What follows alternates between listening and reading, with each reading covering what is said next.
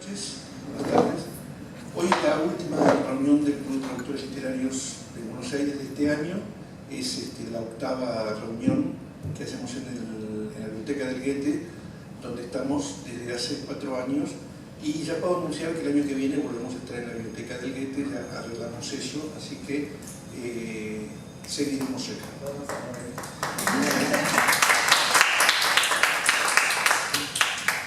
Es que nos acostumbramos, nos tratan muy bien, a diferencia de los perfiles gordos. Bueno, hicimos 8 reuniones acá, hicimos después 2 reuniones en la Biblioteca Nacional, ahí asociado justamente con la Biblioteca Nacional y con la editorial Sexto Piso, porque en ese momento hicimos un pequeño simposio dedicado a la fauna argentina, y luego otra asociación que hemos tenido fue con Eterna Cadencia, donde hicimos una reunión en la librería con Julia Deck fuera del film. Julia Deck es una autora francesa que había publicado Eterna Cadencia y que venía para el film, pero nosotros no fuimos al film. Se supone que el año que viene va a haber algunas novedades, las cuales no voy a anunciarlas, pero que van a estar buenas.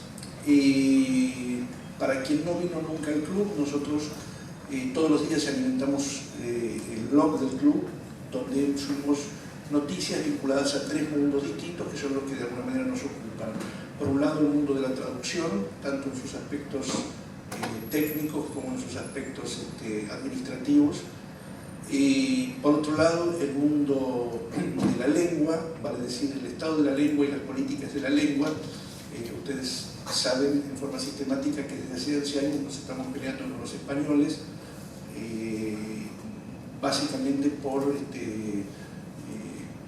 la idea de apropiación que tienen del idioma, cosa que nos cae francamente mal, y que se los hemos dicho de todas las formas posibles. Y luego nos dedicamos también al mundo editorial, y dentro del mundo editorial damos las noticias que están referidas a todos los niveles del mundo editorial. Vale decir, a veces se trata de algún libro que aparece y que es una novedad que nos parece significativa desde la perspectiva de la traducción. A veces se trata de presentar una editorial nueva o una editorial extranjera que no tiene una circulación fluida en la Argentina.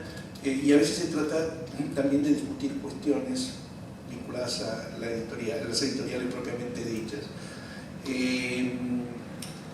Hay determinado tipo de cosas con las que insistimos en forma sistemática. Digamos, si ustedes van al blog van a encontrar en la columna de la derecha una cantidad de referencias que están planteadas sobre encuestas que hicimos, encuestas con escritores, con traductores, con editores, con libreros, con periodistas, etcétera, etcétera, generalmente relacionadas con todos estos mundos de los que estuvimos hablando. En este momento, y esto es lo último que digo antes de pasar a la mesa, estamos en una especie de cruzada heroica, desaconsejando el uso del diccionario de la Real Academia Española por malo, racista, y bueno, escrito por gente con capacidades diferentes. Puedo decir con orgullo que se los hemos dicho en la cara al director de la academia y al director del diccionario, a quien le recomendamos que tradujera al Webster o al Robert para hacer un diccionario más preciso que el que se produjo en España. Dicho lo cual, vamos a la mesa de esta noche. Y la mesa de esta noche tiene que ver con algo muy particular. Todos los años tratamos de hacer una última mesa que nos resulte muy significativa o muy grata por alguna razón. Hace 2 años despedimos el año con Silvia Molloy, no sé si alguno de ustedes estuvo presente, pero la verdad que la pasamos muy bien.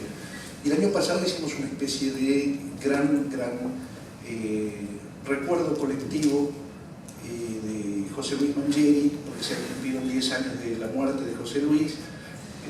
Bueno, hablando de editores, estuvo Alberto Díaz, estuvo Beatriz Sarlo, estuvo Tata Cedrón, Diana Marfil, Jorge Amoncino, bueno, mucha gente que trató con José Luis, y cada cual dio un testimonio y contó alguna historia o alguna anécdota vinculada a él. Este año nos queremos dar el gusto justamente de hacer una mesa que me parece muy justo hacer y que tiene que ver con aquellas personas que probablemente dentro de la escala del mundo editorial tienen la menor visibilidad y son las que sin embargo hacen que todo sea visible.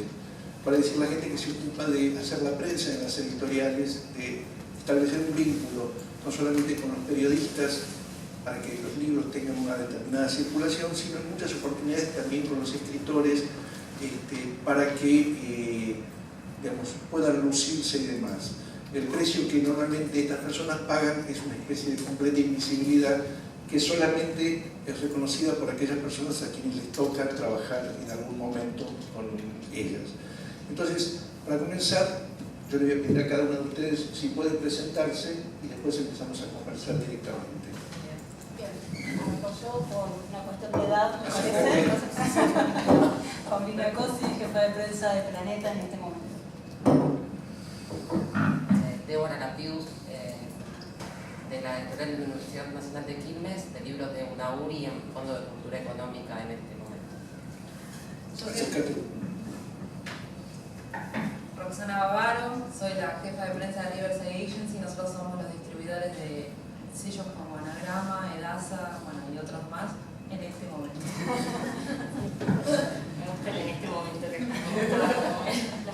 los cambios de la vida. Yo soy Paz Langley, trabajo como carrera de prensa, comunicación en el siglo XXI, desde el 2016 hasta acá. Bueno, entonces vamos a empezar por lo primero que todas dejaron ver. Evidentemente la precariedad forma parte de la rutina de ustedes. ¿Por qué? Débora respiró, creo que No, a ver, esto es así. No, en mi caso trabajo de manera freelance, así que puedo ser la expresión cabal de lo precario. De alguna manera, no, en este momento en realidad, en mi caso, porque si bien he generado relaciones bastante largas de trabajo con lugares donde estoy hace 12 años, 13 o demás, es un momento complicado para el sector, digo, esto es sabido, con lo cual mi paréntesis, además de lo actual, es por lo imprevisible de la situación. En mi caso lo remarqué por eso. ¿Quién sigue? Sí. En mi caso por ahí no, yo he hecho varias cosas distintas, además de pasar por varias editoriales, la prensa de la Feria del Libro, la prensa de Filba, de BAN, cuánta cosa anduvo suelta por ahí.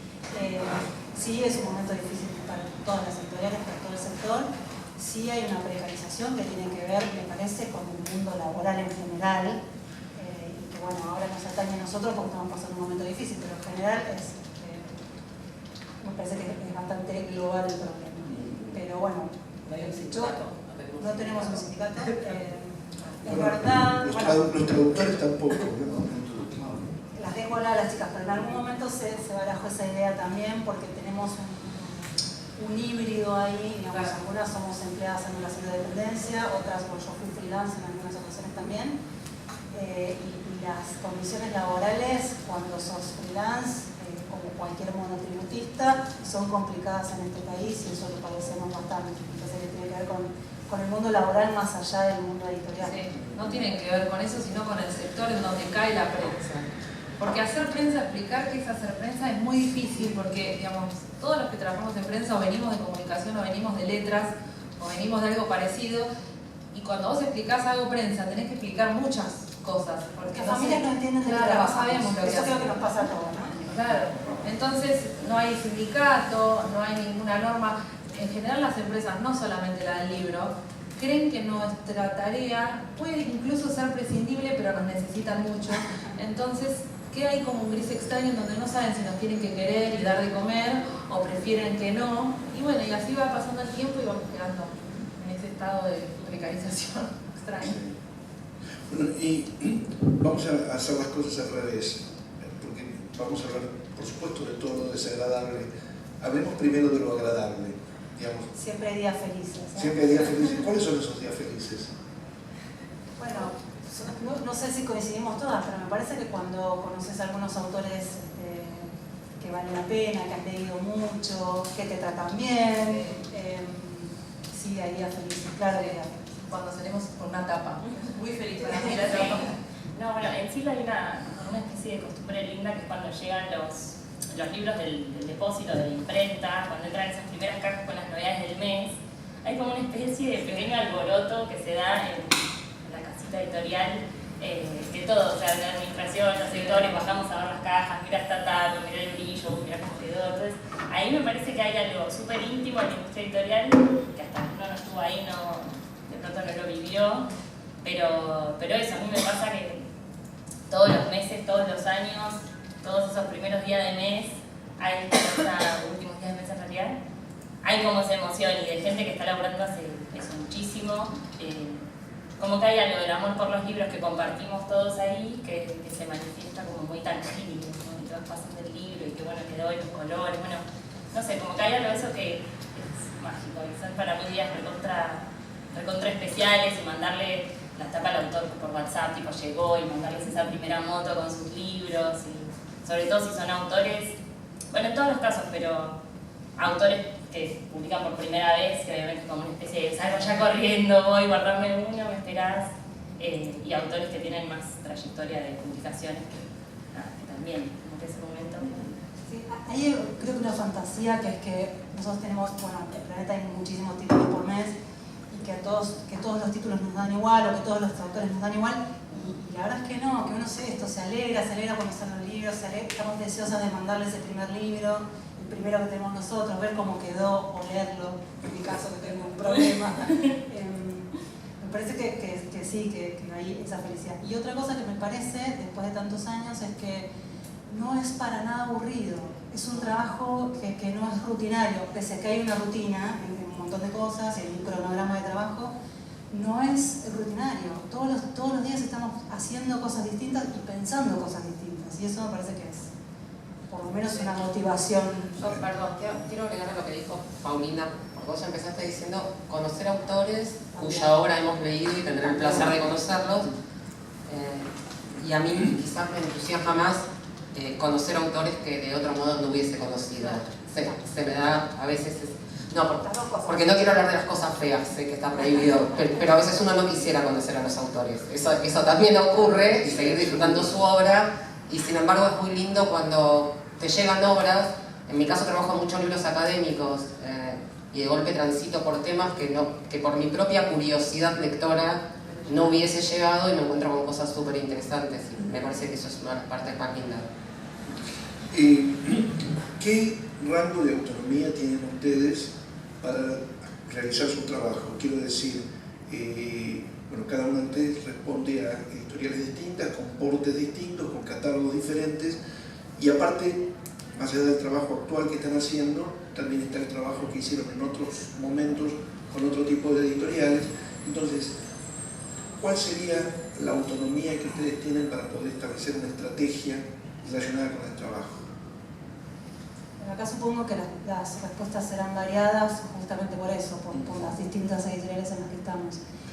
En mi caso, es una empresa multinacional con un montón de gente trabajando adentro, con un montón de aristas. Yo tengo un jefe, el área de prensa y comunicación en Planeta es un director de comunicación cuyas áreas son marketing y prensa. Tengo un gerente de prensa, yo y Julieta Correa, que está aquí presente, que no me deja mentir, es el equipo de prensa hoy. Y la verdad es que trabajamos con bastante autonomía, trabajamos muchísimo porque son muchísimos los títulos que tenemos, pero tenemos mucha libertad en decidir qué cosas, digo, si bien tenemos España que nos indica algunas cosas, tenemos nuestros jefes, trabajamos con bastante libertad en cuanto a proponer cosas distintas. Insisto, esta rutina que tenemos de saber, bueno, dónde tienen que ir los libros, cuándo tienen que salir los libros, se agrega mucho de propuestas, bueno, ¿por qué no hacemos tal cosa? ¿Y por qué no podemos, o intercambio con marketing? Si marketing propone una actividad, bueno, nosotros ¿por qué no podemos hacer tal cosa? ¿Les parece que hagamos? Y eso me parece que también estimula un montón.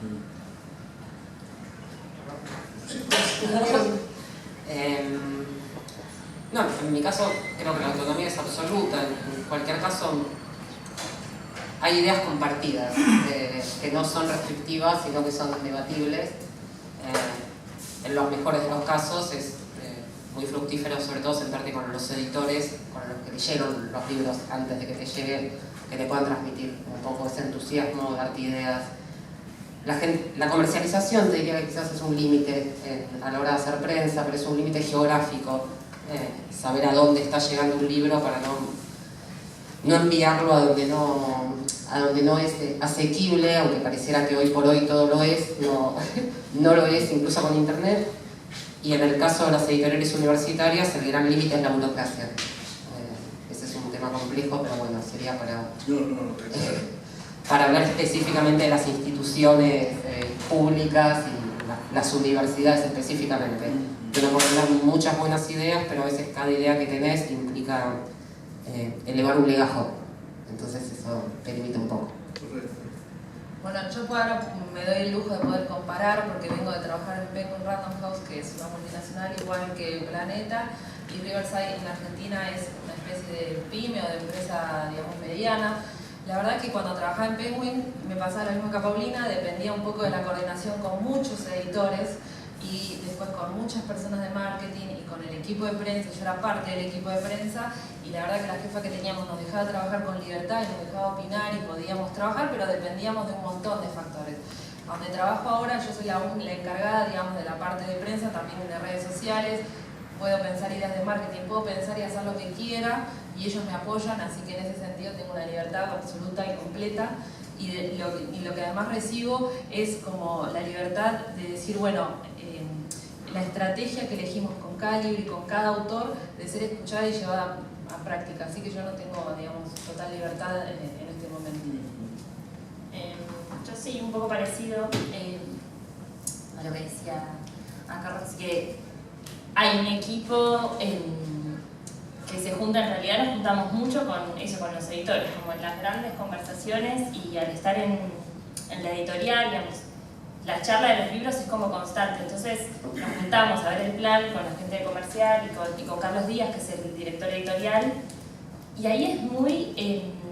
la estrategia arranca con, bueno, pensar quién es el autor, cuál es el libro, en dónde puede interesar. Hay una estrategia que es como más grande, anual, que tiene que ver con el plan, con las acciones que se van a hacer, con en dónde se va a invertir, si se van a hacer spots de radio, no sé, como una gran como macro estrategia, y después sí se piensa mes a mes, y eso, charlamos mucho, por ejemplo, en la editorial, la ventaja de quizás de laburar en una editorial como Siglo XXI, que no somos tantos, no sé en sus imaginarios cuánta gente se imagina que trabaja en Siglo, pero les juro que seguro menos.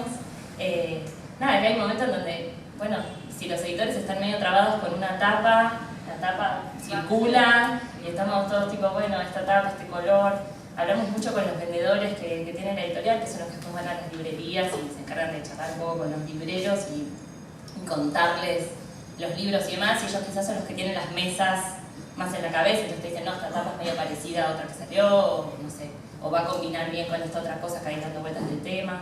Entonces la estrategia es como que se arma muy, muy charlada, y después yo soy la encargada de darle forma, armar ya un cronograma, decir, bueno, esto la gacetilla se va a mandar en este momento, va a ser así, así, dependiendo, a veces se pelotea un poco más con el autor o no, eso depende un poco más de cada caso. Pero sí, es como una libertad total dentro de marcos muy amigables de charla con gente que disfruta, aparte de eso, de pensar los libros, los editores. Digo los editores, pero el único editor va a ser Carlos, después son todas chicas, las editoras también. Son muy amables en ayudar a pensar estrategias de prensa, digamos.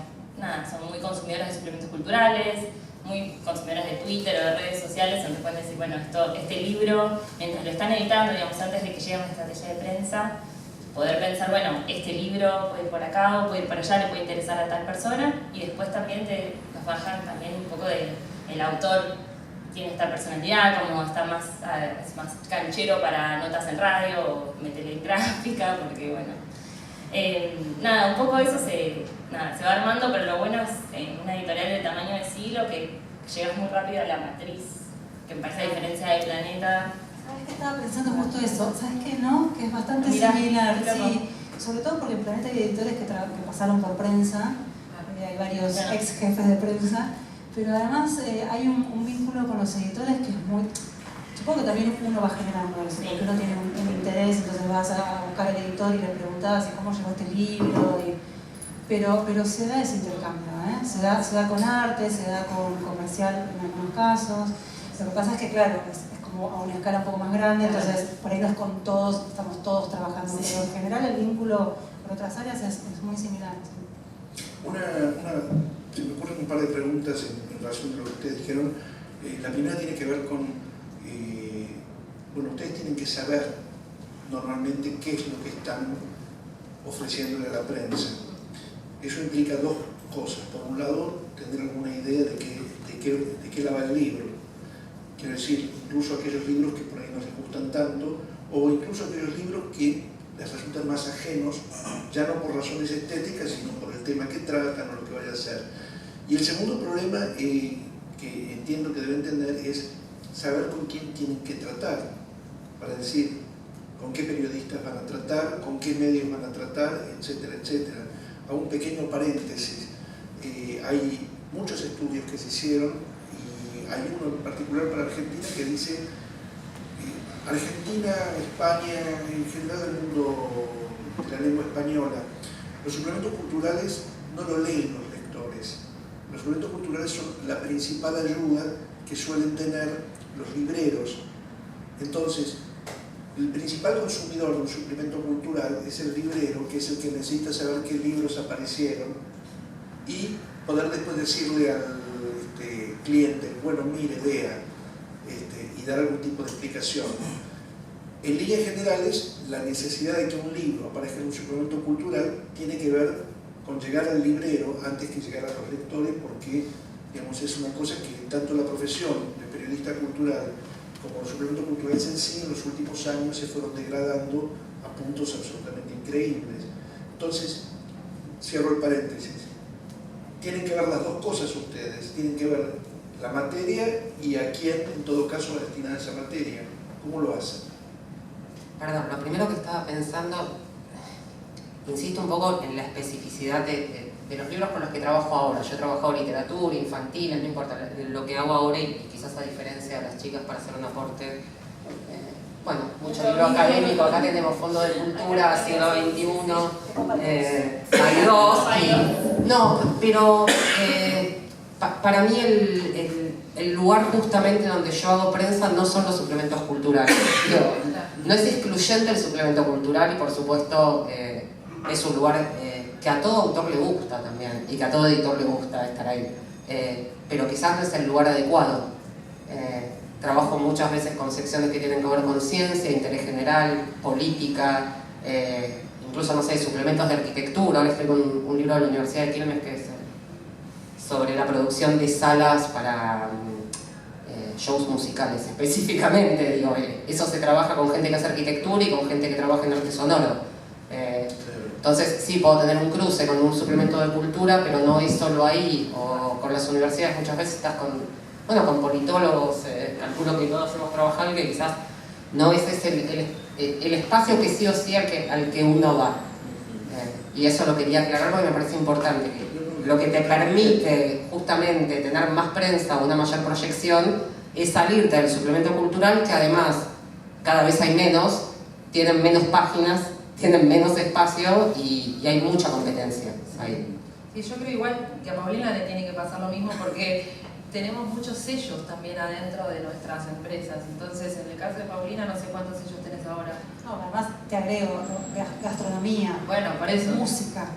Un poco esto que vos decís de los suplementos culturales, sí, es algo que es Vox Populi.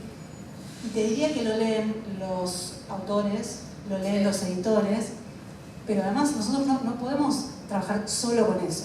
No es que uno no trabaje, no podemos trabajar solo con eso, nosotros tenemos que ampliar. Un poco lo hablábamos antes de iniciar la charla, la cantidad de presiones que tenemos, y eso tiene que ver un poco con cómo uno piensa la estrategia de prensa, porque tenemos que responder a las expectativas del autor, a las expectativas de la empresa o del cliente que te está pagando, y un poco a lo que uno cree que es el recorrido de ese libro.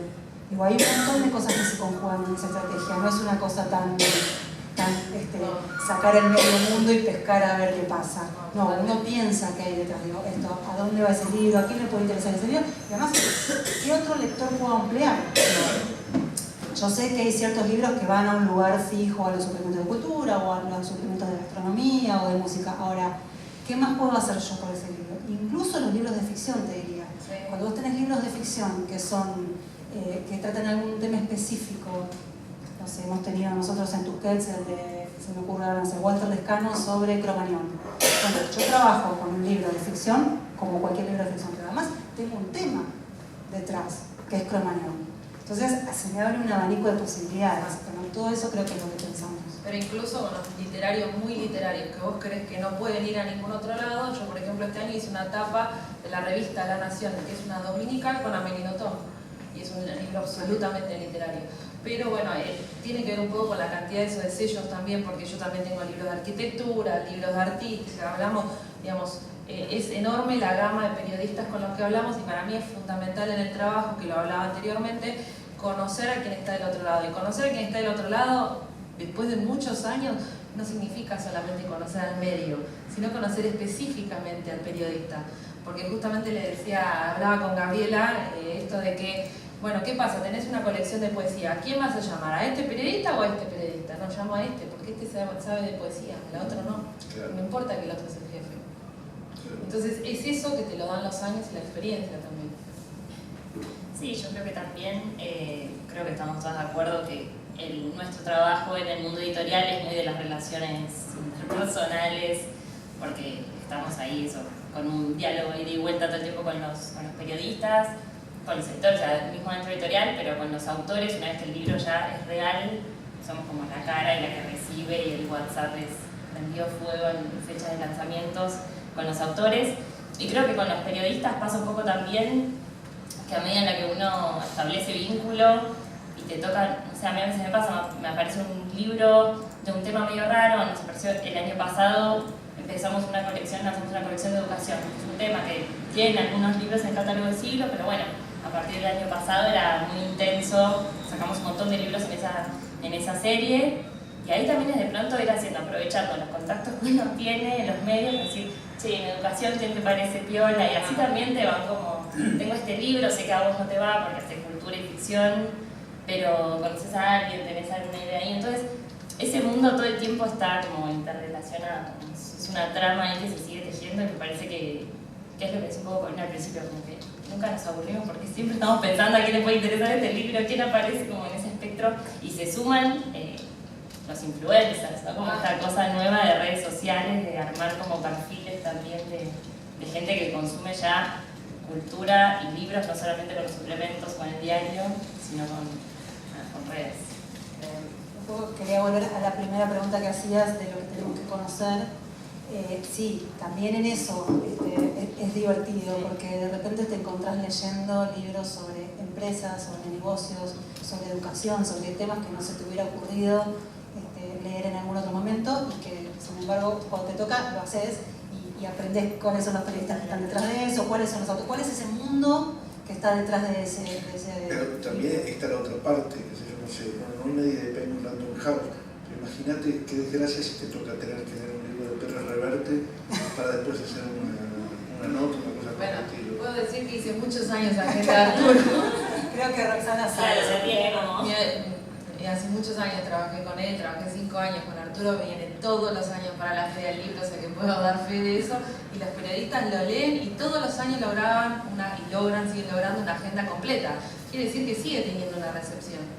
Después de muchos años los autores tienen su propia línea y uno ya sabe más o menos de qué va a ir. Y tienen sus propios periodistas Y tienen seguidores sus también. periodistas y más o menos sabemos quiénes son los que los van a entrevistar, o sea, eso pasa. Y esa experiencia sí te lo dan los años, y bueno, uno no elige obviamente, pero en ningún trabajo al final uno elige el 100% de las cosas con las que le toca trabajar. No, desde ya. Entonces, Incluso al revés, creo que casi es un desafío. claro. A vos te dan un libro de un tema que no leerías, decís, ¿qué es lo mejor que yo puedo hacer por este libro? Claro. ¿A dónde puedo ir a buscar un lector más para este libro? Casi se vuelve un desafío. Ahí hay una tarea igual también parecida entre la investigación y el periodismo. A mí cuando me caen libros que de verdad desconozco absolutamente uno, leo los agradecimientos, porque por lo general ahí encontrás algo, encontrás una línea. En serio te lo digo. Está bueno eso. Aparece alguna persona que el autor mencionó y que resulta que esa persona es colaborador de un medio. Entonces empiezo un poquito como a armar un mapa de la cuestión, y obviamente Google, y me pasan nombres y temáticas y palabras clave que desconozco y empiezo a poner como noticias en Argentina en un rango de años con determinadas palabras clave, y me encuentro con un periodista que yo creía conocer, resulta que está interesado en un tema que yo desconocía porque me parece ligado a ese nombre o lo mencionó por alguna razón, y entonces ahí aprovecho y retomo y le digo, no sé, hace 15 años atrás escribiste sobre, o lo mencionaste en comparación con, bueno, justo estás saliendo un libro sobre este tema y bueno, creo que se mezcla un poquito todo. ¿Salió ya la conscripción para tu estatua? ¿Por la cantidad de años? No. Digo, por este tipo de cuestiones, realmente me parece increíble que, digamos, el tipo de cosas en que tienen que llegar a pensar. Pero yo creo que somos productores. Creo que en un punto, eso de uno estar divirtiéndose todo el tiempo es porque hay... Yo vengo del periodismo y hice después mi pasaje a esto.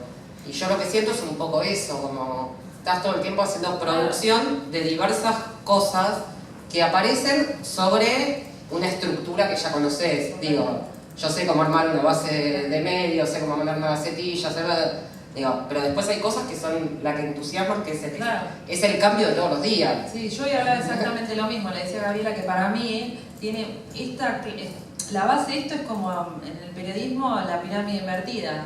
Si vos entendés qué es lo noticiable de ese libro, vas a saber cómo transmitírselo al periodista. No es, digamos, es eso, para mí somos productores. Hay un gran porcentaje de productor periodístico y un gran porcentaje de psicólogo también. No, pero no es malo, no es necesariamente malo eso. Digo que uno contiene, lo digo como una cosa buena, ¿no? Uno contiene periodistas, contiene autores, contiene editores, y está bien, porque un poco para eso está. Y aparte, bueno, hay otro tipo de cuestiones que también, bueno, uno lo ve en las redacciones, que sería la contracara de lo que ustedes están contando. A veces como periodista te entusiasma muchísimo un libro, para vos es una fija, querés escribir 4 páginas sobre ese libro y la persona que tiene que decidir dice no me interesa, y vos ya te comprometiste con alguien de prensa que te dio el libro, ya hiciste el gasto de escribir las 4 páginas de tanto entusiasmado que estás, y finalmente eso no va a ninguna parte. O al revés, me llamó la pesada de Planeta otra vez, si quieres que escriba sobre ese libro que es imposible. Bueno, eso pero también pasa. Eso pasa también. Y nos odian un poco en algunos lugares, creo. A mí, no sé. una cosa también que me gustaría tocar. Me imagino que a veces ustedes se entusiasman mucho con algún libro por distintas razones. ¿Qué pasa cuando el entusiasmo de ustedes no alcanza como para que ese libro llegue a buen puerto? ¿A qué suspiros? Lo llevamos a terapia. Siempre es compartido, vamos a decir, bueno, es compartido y lamentablemente hay cosas muy valiosas que quizás no estuvieron en el espacio y el tiempo adecuado. Eso también te pasa. Digo, acá hay otro tema, la coyuntura, que puede ser muy aprovechable para un libro y también te puede enterrar algo que está muy bien, ¿no? Vos estás con una cosa que está buenísima, preparando el lanzamiento. Mira, justo voy a tomar un ejemplo muy puntual. Fondo de Cultura Económica este año no tuvo novedades nacionales por determinadas cuestiones que creo que son de conocimiento público, pero bueno, hubo cambios importantes en la editorial desde México. Entonces estamos trabajando con los libros que nos mandan de las filiales que sí están teniendo producción, y lo último fue un embarque de Chile que llegó. Y teníamos un libro muy bonito que se llamaba, bueno, es un embarque de Chile, y teníamos a Zurita, que salió en muchas fotografías en las calles de Chile en este momento, pero también teníamos un libro con la canción La Jardinera de Violeta Parra, un libro infantil para hacer prensa. Y es medio raro, porque por un momento yo podía explotar la situación de Chile y aprovecharla. Por otro lado, me parecía también que había un límite respecto a lo que, digo, las oficinas de fondo en Chile están cerradas, hay días que no pueden abrir la puerta. Sin embargo, tenía a los periodistas pidiéndome contactos con Zurita, que hasta iba quemando el mail porque estaba como activo y podía tener otra contracara, pero también pidiendo notas por el libro infantil sin considerar en nada la situación de Chile. Entonces, yo ahí en vez de aprovecharlo, lo entierro, ¿entendés? Y dejas pasar esa nota. Me distraje un poco, no sé por qué llegué a este punto, pero... era justamente libros que las entusiasmaran y que no llegaban a buen puerto. Y bueno, a veces esto, no llega a buen puerto porque la coyuntura no es el momento adecuado y igual yo creo que los libros se relanzan también, esto también lo tengo que decir. Lo que pasa es que tenés que conocer el catálogo con el que estás trabajando, estar atento a la coyuntura y entender que de golpe llegó un momento donde vos podés relanzar algo que en un momento quedó medio enterrado. Bueno, a propósito de eso, justamente con el fondo, el año pasado importaron un libro de México, que es una de las cosas más extraordinarias que tiene en su catálogo el fondo, que es un gran estudio de Jan Starobinsky sobre la melancolía en la literatura, que es la obra final de él. De hecho, Starobinsky murió hace relativamente poco. Vos que tenés más... Bueno, no tuviste nada que ver con el asesinato, no.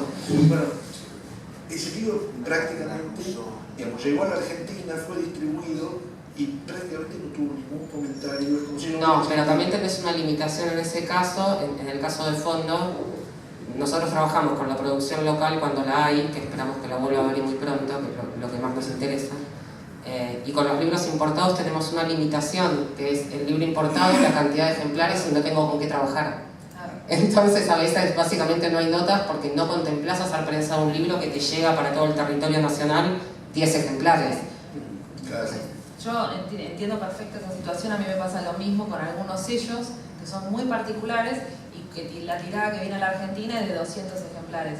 Yo por 200 ejemplares no le puedo pedir 100 para hacer prensa, ni 50, ni siquiera 10, porque estoy sacando la parte económica a la empresa, que es una distribuidora de libros. Entonces, si puedo pedir uno y mismo a un periodista con este libro, porque bueno, por alguna razón particular, tampoco es ni mucha prensa, ni la gente que lee ese libro y lo quiera comprar lo va a encontrar en cualquier lado.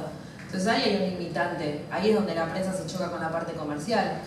La prensa se puede hacer bien hecha cuando la tirada tiene 2.000, 2.500, 3.000, 1.500, 1.000. A menos que eso, la prensa es otra cosa. Y eso pasa. Sí, igual a veces igual haces prensa, perdón, y muchas veces con editoriales muy chiquitas o con autores particulares que también trabajo, he trabajado y creo que, bueno, Paulina estoy segura que sí, la conozco un poco más. En su trayectoria que tenés muy poquitos ejemplares, pero el autor está más dispuesto a que esos ejemplares sean leídos por un crítico que preocupado porque haya ejemplares para la venta. Entonces cambia un poquito según las condiciones con quién trabajas y qué está esperando el cliente que vos tenés. O sea, ¿cuál es su expectativa?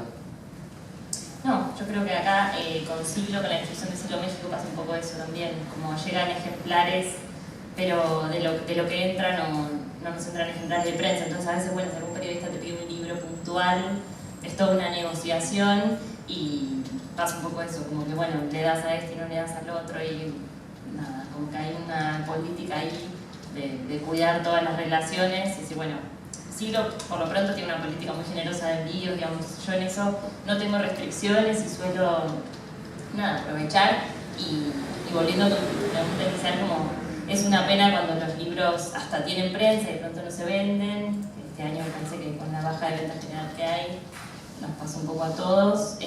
También me pasó algo que me acordaba ahora que te hablaba de Débora, muy gracioso, que es que vino un autor que es argentino pero vive afuera, Daniel Friedman, vino una semana a hacer la prensa de su libro, a dar entrevistas, a hacer la presentación, un poco el circuito normal, y veníamos hablando hacia 15 días, 20 días con periodistas para agendar. Bueno, sí, ya teníamos una súper buena agenda, aparte del libro, el sueño de no trabajar, entonces convocaba así como por todos lados.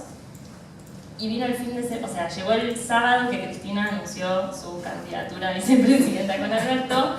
Acto seguido me empezaron a dar de baja todas las notas que teníamos pautadas, porque claro, en agenda, el tema que se impuso esa semana, y bueno, es que surfear también esas horas a veces que la coyuntura te impone, nos reíamos mucho con Dani que eso, como justo la puntería que llegó el día del anuncio y hicimos lo que pudimos, pero bueno, nada, esas cosas que pasan, después resolvés, bueno, por Skype, por mail, con los periodistas que tenías acordados, pero bueno, creo que estamos todas acostumbradas a que esa de pronto te pasa, así como a veces te ayuda, a veces La coyuntura, las expectativas, me parece que un poco de todo eso.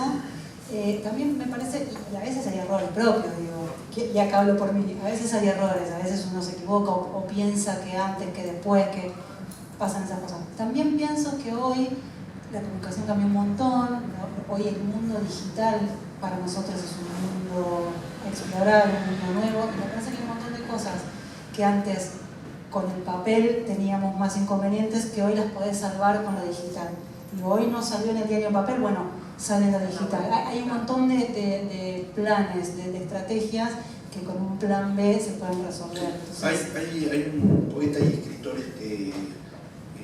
colombiano, Darío Jaramillo, que tiene un blog que se llama Gozar Leyendo, donde lo que hace es recomendar libros que haya leído y que le gustan.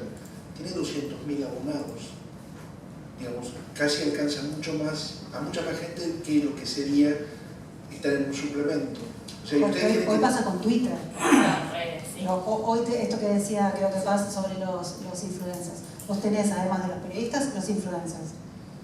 Pusieron la foto del libro que vos le mandaste en Twitter y es casi te diría que como una reseña. Sí, a veces más. A veces no. Nosotros trabajamos especialmente el sector que se llama BBB, que son, bueno, están de los booktubers y en general son jóvenes, entre comillas, pero que básicamente la prensa de esos libros juveniles pasa por ahí. Es muy raro ver notas sobre sagas juveniles, hay algunas que otras, pero digo, la mayoría pasa por ahí porque los chicos se autoleen, ven qué es lo que están leyendo y eso y lo ponen y eso nos ayuda. También pasa con los de cocina. Y pasa con los de cocina, Ahorita claro. trabajamos mucho con eso porque sucede. Sí, igual a veces uno hasta los de política, que las reseñas o las entrevistas tienen alcance, pero si algún politólogo medio reconocido recomienda una lectura de otro, como que esas cosas de pronto las ves y las ves en las curvas de venta, digamos, apareces y eso, es gente que tiene muchos seguidores y mucho prestigio, hace una recomendación en Twitter breve, quizás eso vale, sí, te dispara venta más que una nota en un diario, un día de semana, por ejemplo, o una cosa que tenga menos salida. Bueno, ahora voy a preguntas de otra índole. Hace muchos años que trabajando en periodismo y demás, estoy en relación justamente con la gente de prensa. Explíquenme por qué el 90% de las personas que hacen prensa son mujeres. O sea, mis recuerdos de hombres haciendo prensa son muy limitados. Mi antecesor. Bueno, entonces eso es una creo que excepción. es casi el único. Casi el único, otros que, digamos, terminaron siendo unos cagadores terribles, como Pablo Beluto, que estuvo en Planeta durante unos años, y después, bueno, realmente no voy mucho más allá porque no recuerdo nombres. Quisiera decirte que el mercado, la industria editorial, el 90% somos mujeres, las que trabajamos en el mundo, somos las que leemos, las que compramos, somos más mujeres. No quiero sacar la bandera feminista acá, y no lo he puesto a pegar. Bueno, es que justamente la otra reflexión que tenía, en los pocos casos en que vi varones haciendo prensa, para mi propia sorpresa, después ocuparon cargos gerenciales muy altos en las empresas. O sea, bueno, el caso de Beluto fue gerente de Penguin Random House, bueno, la liquidó también a Estrada, liquidó el gráfico, etcétera, etcétera. Quiero decir, bueno, eso es aparte. Liquidó la cultura a nivel nacional, ese es otro tema. Lo que quiero decir es, llama la atención justamente que se produzca ese desbalance. ¿Cómo lo explicarían ustedes?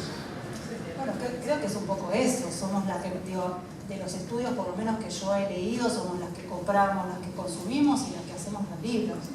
Somos, la verdad que las mujeres estamos mucho más presentes de lo que se reconoce.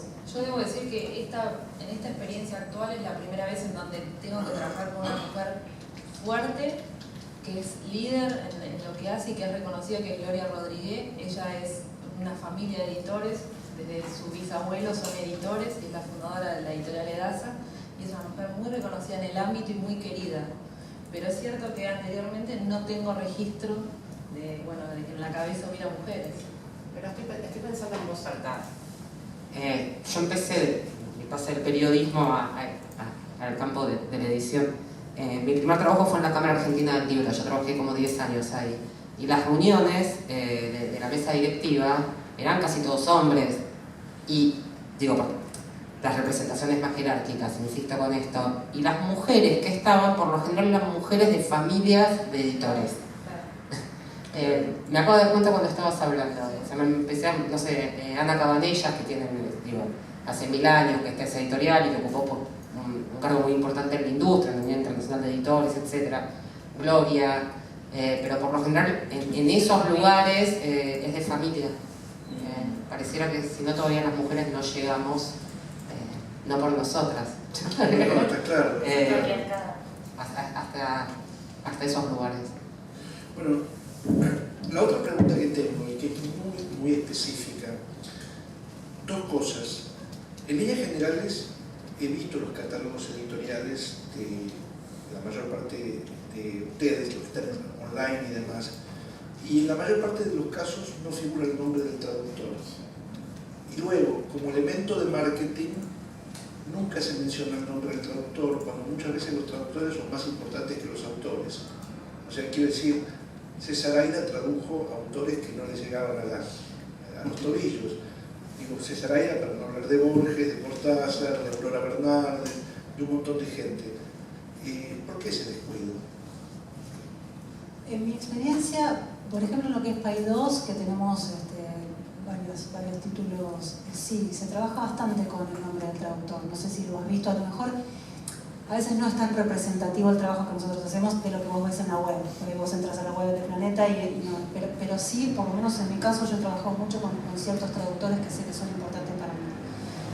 Hay un debate que no te lo voy a contar a vos, pero sabes mejor que nadie, sobre las traducciones y sobre... Quiero que hable Roxy. Eso iba a decir, digamos, en el caso de Daza es distinto porque la editorial está acá en la Argentina y entonces el tema de la traducción es un punto aparte, pero nosotros trabajamos con libros de Anagrama, que es una editorial española que hace las traducciones españolas, y nosotros sabemos perfectamente cómo es recibido eso acá por los periodistas, porque me la paso leyendo además los comentarios en las redes sociales sobre las traducciones y sobre algo donde no tenemos dominio. Claro, ese es el problema de nuestras empresas, claro.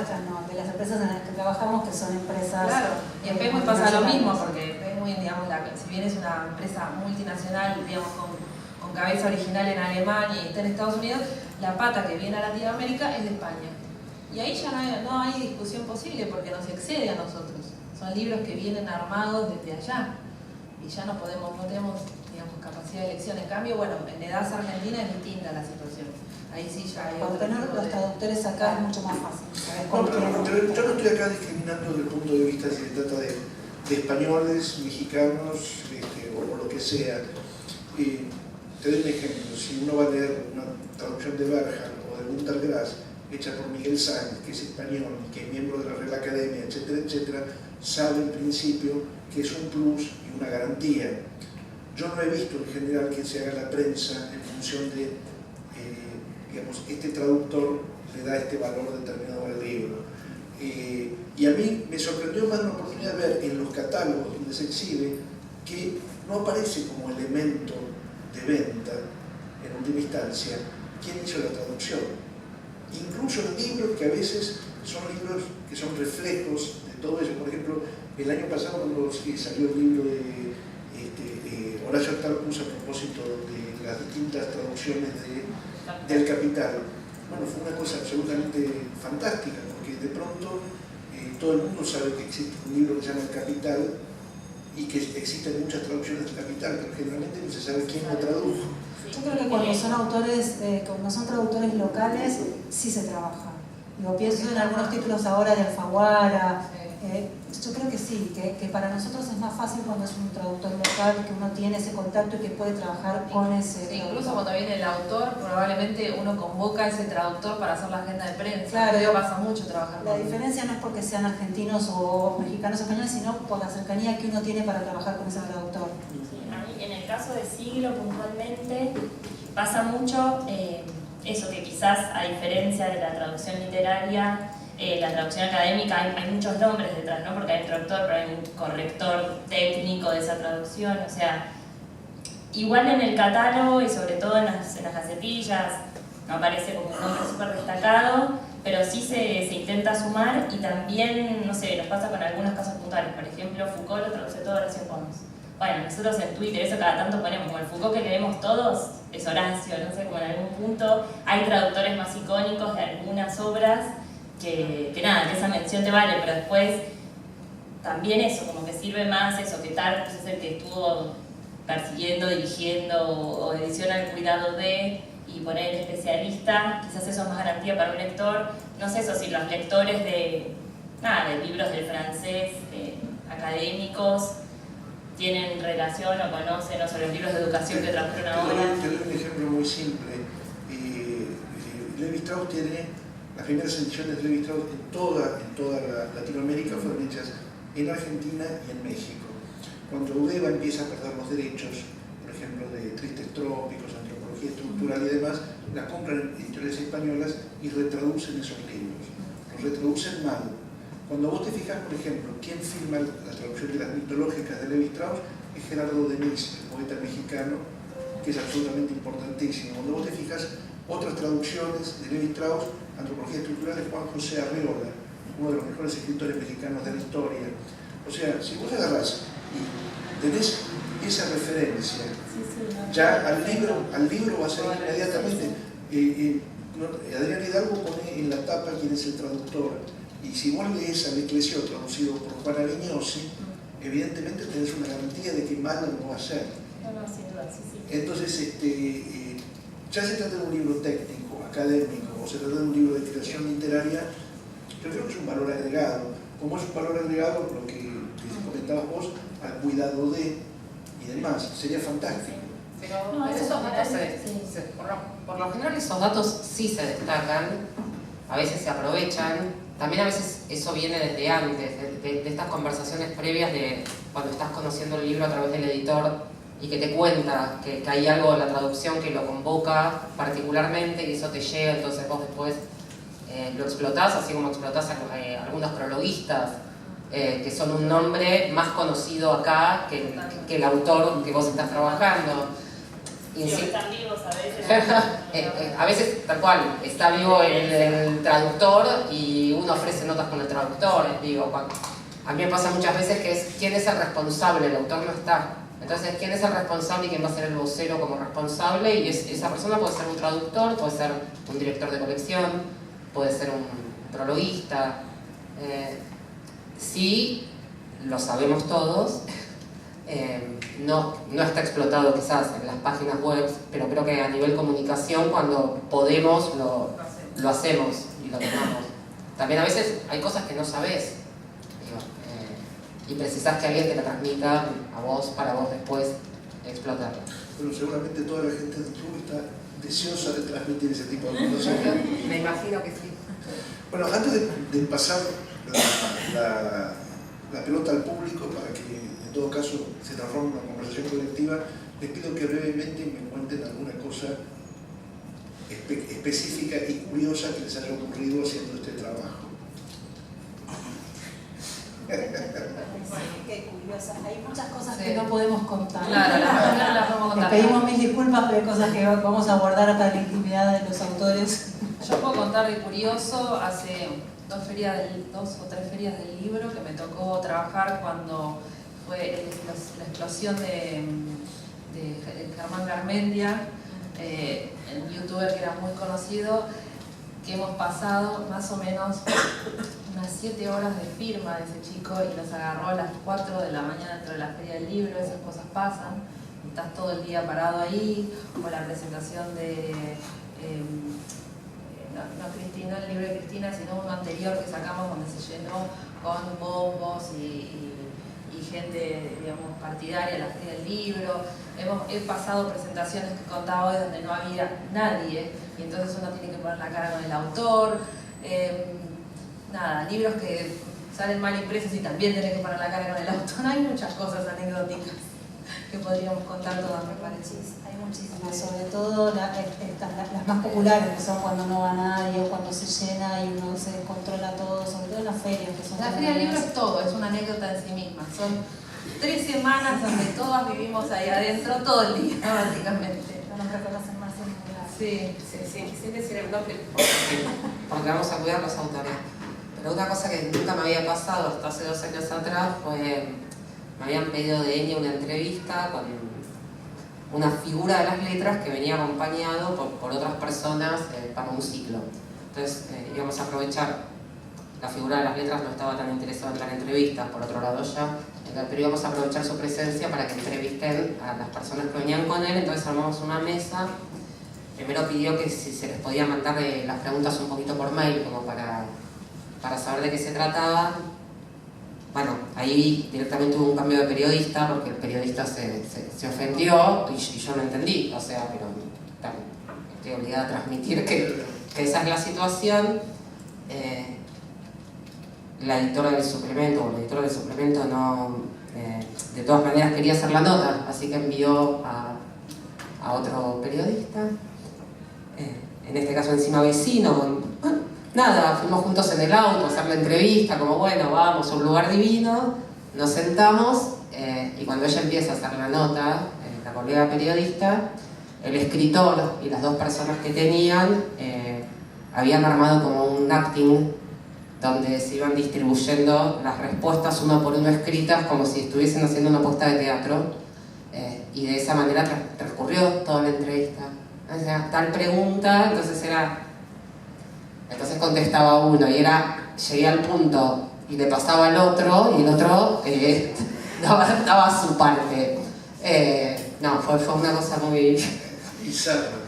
La palabra es bizarra. La palabra es bizarra. Nada, decir que periodistas con los que uno conoce hace tiempo, o sea, que también entienden que vos estás trabajando y que vos no le hiciste el montaje, digo.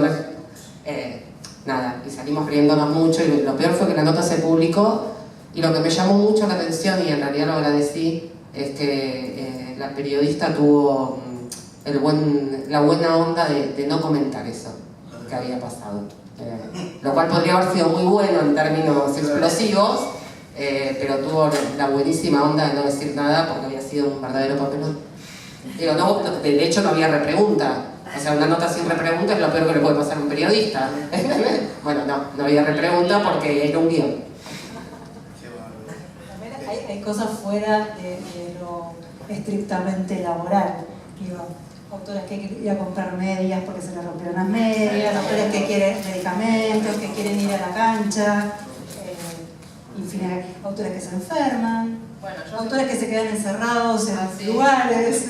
Yo hace poco tuve una agenda de 2 personas que teníamos 4 días de agenda completa y cuando llegaron acá no la quisieron hacer. Entonces tuve que bajar 3 días completos de prensa. Con periodistas con un libro de 900 páginas, con periodistas preparando entrevistas, o sea, un libro que tenés que leer, más o menos leer, porque digo, 900 páginas y te tenés que decir que no la puede hacer un día antes. Periodistas que fueron y se olvidaron de prender el grabador o la cámara, o falló la cámara. Mucho de eso. Perdón, Pasa mucho. si me permiten 2 anécdotas muy breves. Una vuelta, en una época yo hacía entrevistas con Pablo Chacón, que trabajaba en Telam. Y Pablo era un periodista muy particular. Como él no hablaba de idiomas, a mí me tocaba hacer las preguntas. Los casos que una vez lo entrevistamos a Baudrillard y eran las 8 de la mañana y estábamos hablando con Baudrillard en el hotel y de pronto Baudrillard empieza a mirar por encima de mi hombro. Me llamaba la atención y en un momento para la entrevista y me dice: discúlpeme, pero su colega se durmió. Y estaba, te creemos. Sí, te creemos mucho. Y la otra, que es absolutamente increíble, fuimos a entrevistar a Lipovetsky. Y entonces Lipovetsky, empezamos la entrevista y le preguntamos qué estaba haciendo Lipovetsky. Lipovetsky dice que venía de un congreso de creadores. Entonces me preguntaron: ¿qué es un congreso de creadores? Y el tipo dice: bueno, había filósofos, peluqueros. Yo le traduzco a Pablo y Pablo agarra y me dice, delante de Lipovetsky, que no hablaba castellano, dice: este tipo es un boludo. Y yo le digo: mirá, es lo que dice. No le hacemos la entrevista, decirle que es un boludo y que nos vamos. Yo le digo, Pablo, yo no tengo ningún problema en decirle esto. Lipovetsky nos miraba así, y yo no tengo ningún problema en decirle esto a Lipovetsky, pero bueno, después te la contás vos, que si yo soy solamente el traductor. Dice, no hay problema. Entonces yo le digo a Lipovetsky en francés, le digo, mire, mi colega piensa acá que es un boludo, así que terminamos la entrevista y nos vamos. Y la cara de Lipovetsky se vino con una cámara para sacar una foto y fue absolutamente extraordinario. Esos momentos son muy incómodos para nosotros. Porque Para uno es el, no mate al mensajero, uno es el, bueno, no sé. Ustedes lo conocieron a Pablo Chacón. Sí, claro. Así que bueno. Algo de los, en este caso de los intérpretes, que yo creo que muchas veces las buenas notas dependen de un buen intérprete o no, y de un intérprete que haya leído realmente esa obra antes de sentarse en ese lugar. Por eso cuando el o traductor, el que tradujo la obra puede hacer la traducción, nos pasa ahora, viene a fin de noviembre Stanislas Dehaene, y logramos que la traductora que tradujo el libro, que está, nada, tuvo mellizos hace muy poquito, entonces era como, no contamos con Josefina, qué terrible, y al final dijo, no, bueno, me sumo. Para nosotros es un alivio enorme, porque con temas técnicos, un neurocientífico, que sea educación, con alguien que leyó su obra, que viene traduciendo hace años sus libros, nada, es un lujito contar con ella para eso, y a veces para también garantizar que se entienda. A veces son más agradables, y los que salvan la nota, que una nota no se esté cayendo, es el intérprete, que generó, hubo como transferencia entre intérprete y autor, y al mismo tiempo entre el intérprete y el periodista, cosa que no pasaba entre el entrevistado y el entrevistador.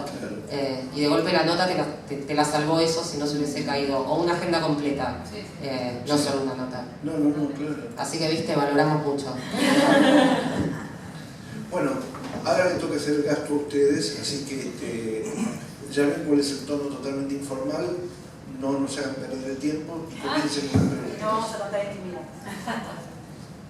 Esperen a recibir el micrófono como siempre porque esto está grabado.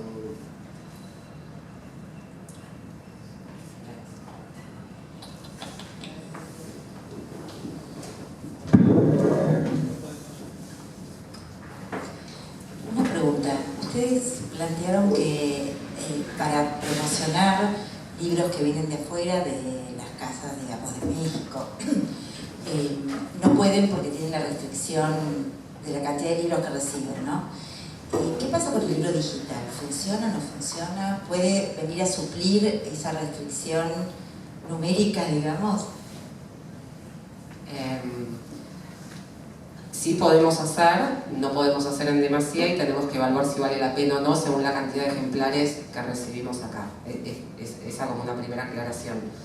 Respecto al libro digital, hay editores que son muy celosos respecto a la circulación de las versiones digitales de los libros, y vos se la mandás de golpe al periodista, digo, yo al periodista le puedo mandar una versión digital, que en cualquier caso se la mandamos con determinadas características de seguridad para que ese archivo esté protegido, pero en realidad eso no hace que el libro esté a disposición del público, entonces de todas maneras tenés que evaluar hasta dónde vale la pena hacer una nota, Sí, me parece. En el caso de Penguin, este año, por ejemplo, ellos cortaron mucho la cantidad de ejemplares que tienen para prensa, entonces a los periodistas les ofrecen ebooks.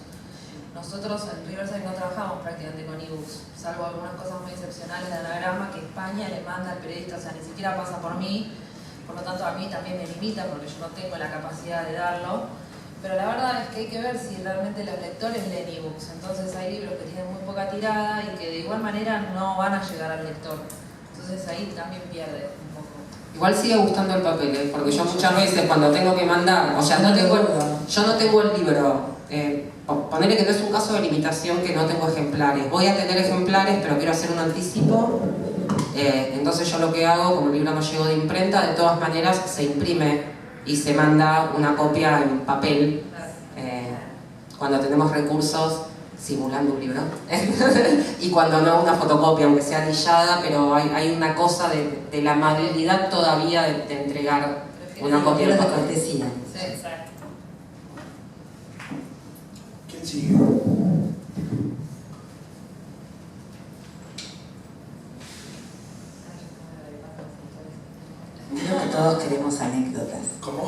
todos estamos esperando más anécdotas. ¿Hay alguna más que puedan comentar? ¿Anécdota? Sí.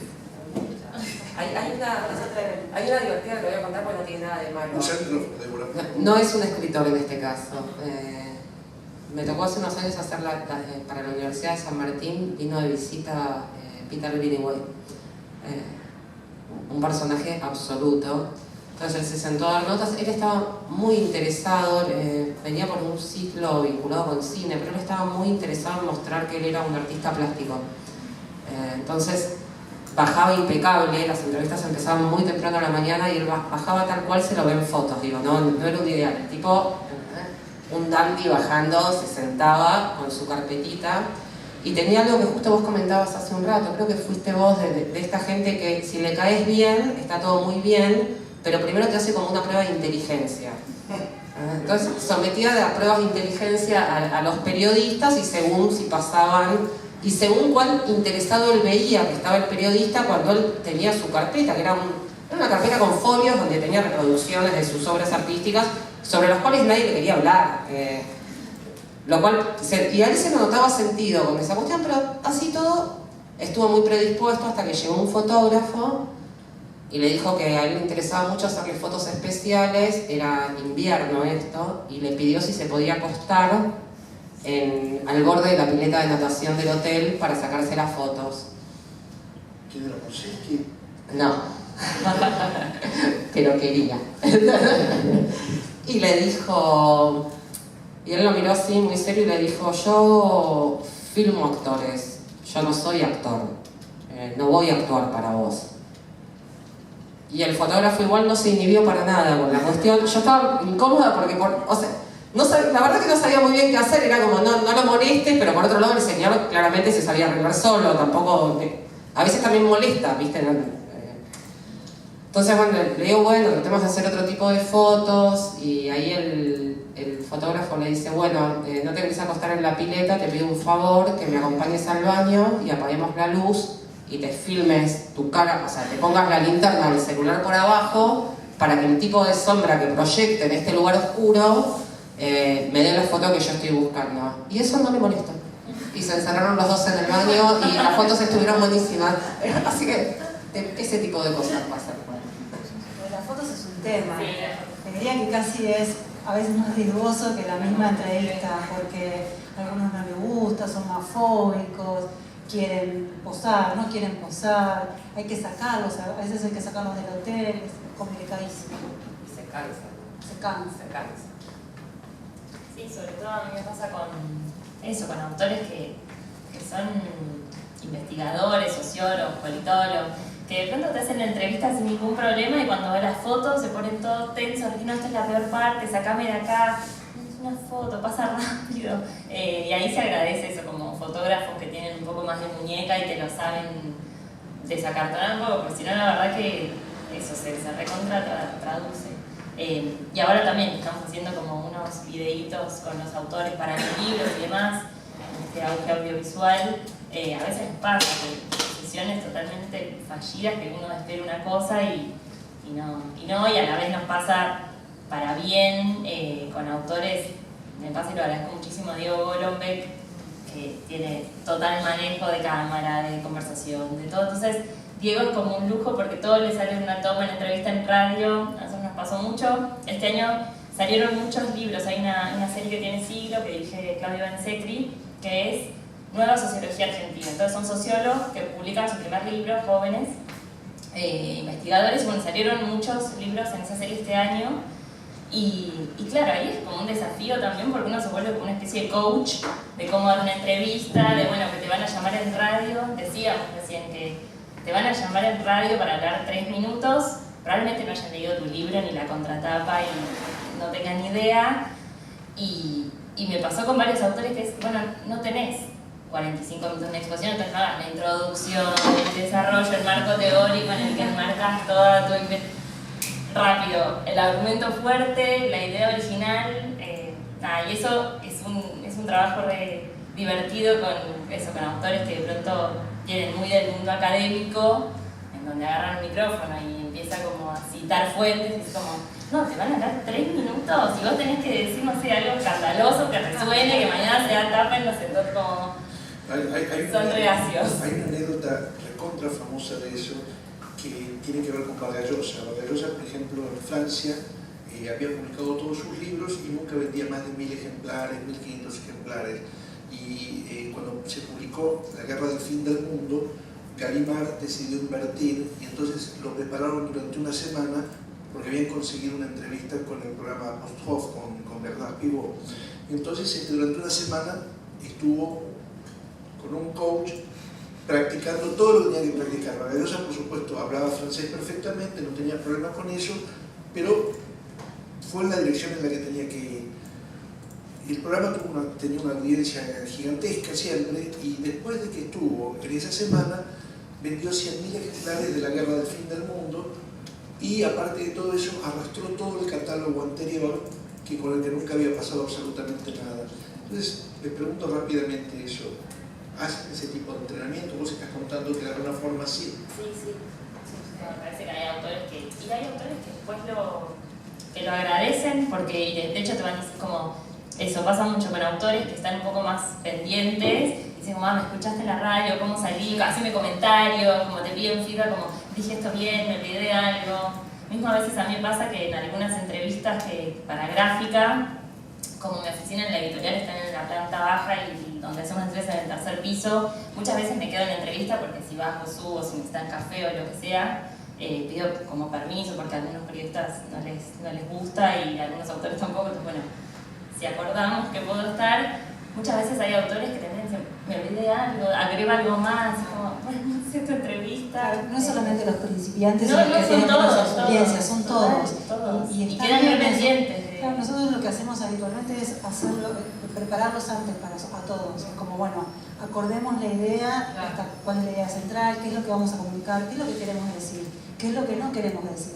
Eso es medio un acuerdo inicial para poder trabajar. Sí, dentro de cuando vas a empezar a trabajar con un libro, vos lo citás, nosotros generalmente citamos a los autores un mes antes de comenzar el trabajo y hay una charla previa sobre qué es lo que le pasa al autor, qué es lo que espera el autor y a partir de ahí también qué va a comunicar, ¿no es cierto? Y cómo lo va a comunicar. Y obviamente esto de que están muy pendientes todos quieren que vos los escuches en la radio y que leas su nota y que le digas que... Pero está bien escucharlos también, porque por lo menos las primeras veces, bueno, sí. Está diciendo lo que acordamos que ibas a decir. Claro.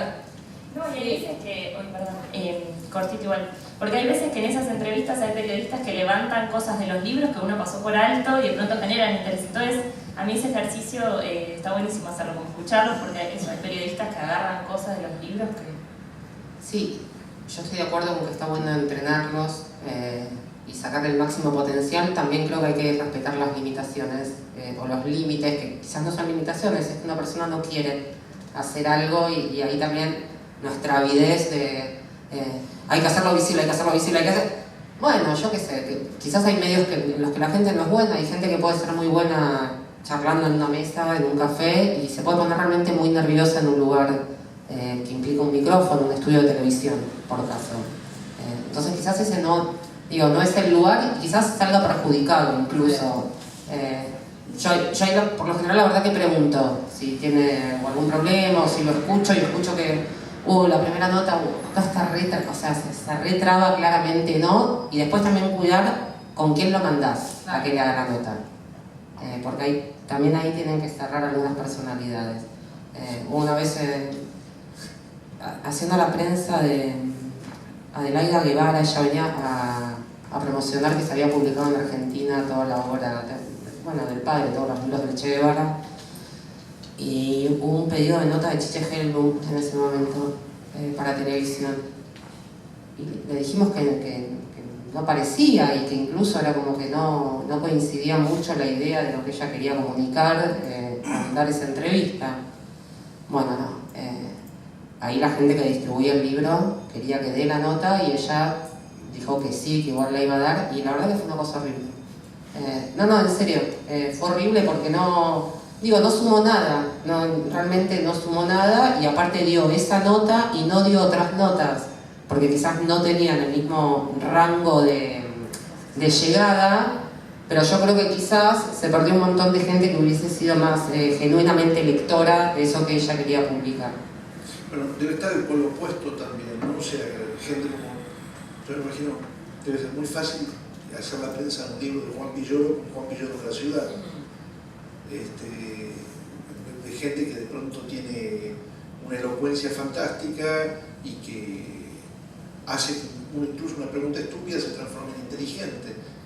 Me imagino que les debe pasar también eso con los autores. Sí, un montón de veces. Te sorprenden.